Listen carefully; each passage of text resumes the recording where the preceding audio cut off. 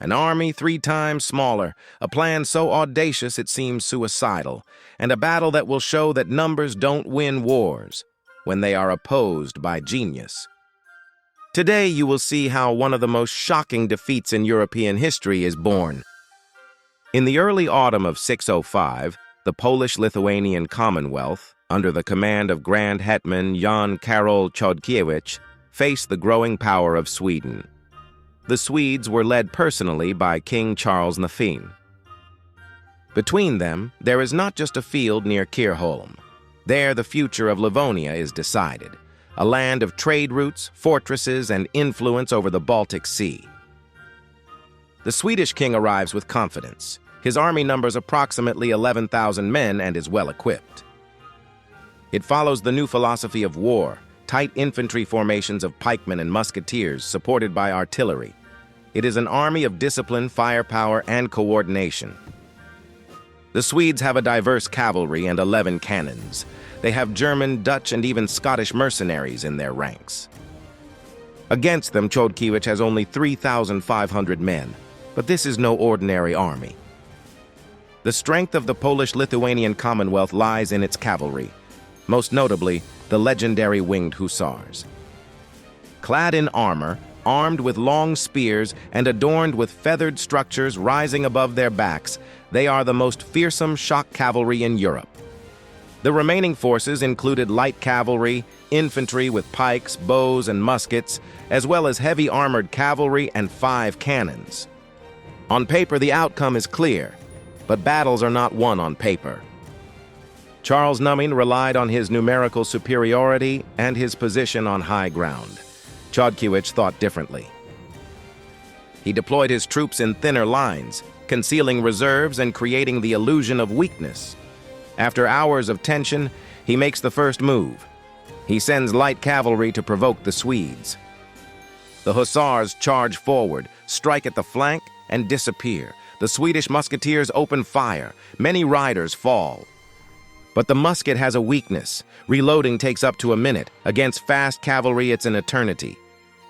The Polish riders do not stop. They move, dodge, confuse the enemy. Most of the shots miss. The Swedes do not move. Their position is too advantageous. And then Chodkiewicz does something that changes everything. He orders a general retreat, slowly, deliberately. To Charles, this seems like an escape, confirmation that the enemy is afraid, and he makes the fatal mistake. An offensive is ordered. The Swedes leave the heights. Their formations are stretched. Discipline is shaken. Fatigue is building up. This is exactly what Chodkiewicz is waiting for. At the decisive moment, the signals sound. The retreat stops, the army turns, and attacks. The winged hussars cut into the Swedish flanks with devastating force. The vanguard is isolated. The numerical superiority disappears.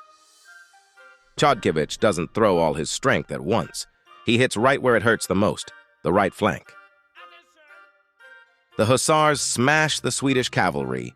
Their speed and impact are unstoppable. The battle, which seems like hours, actually lasts minutes. The right flank collapses. The center remains exposed. The Polish forces do not pursue recklessly. They hold their ground. They prepare for the next blow. Charles sends his reserves, but it's too late. The infantry lags behind. Only the cavalry reaches the front. The Swedish lines collapse. And then comes the final blow, a flank attack from the side and rear. Panic, disintegration, flight. The left flank collapses. After it, the right. King Charles himself flees with his personal guard. Thousands of infantrymen are left behind. The battle is over in less than an hour, maybe even in 20 to 30 minutes of decisive action. Swedish losses were between 6,000 and 9,000 people. Polish-Lithuanian losses were between 100 and 300. This is not just victory, this is destruction. The Battle of Kircholm, which remains one of the greatest demonstrations of cavalry superiority in early modern warfare, proves one simple thing. Speed, timing, and deception can overcome any numerical superiority. A smaller army, a brilliant plan, and a battle that rewrites the rules of war. If this video showed you how dangerous the strategy can be, like and share it. Subscribe because the next story might bust another myth from history.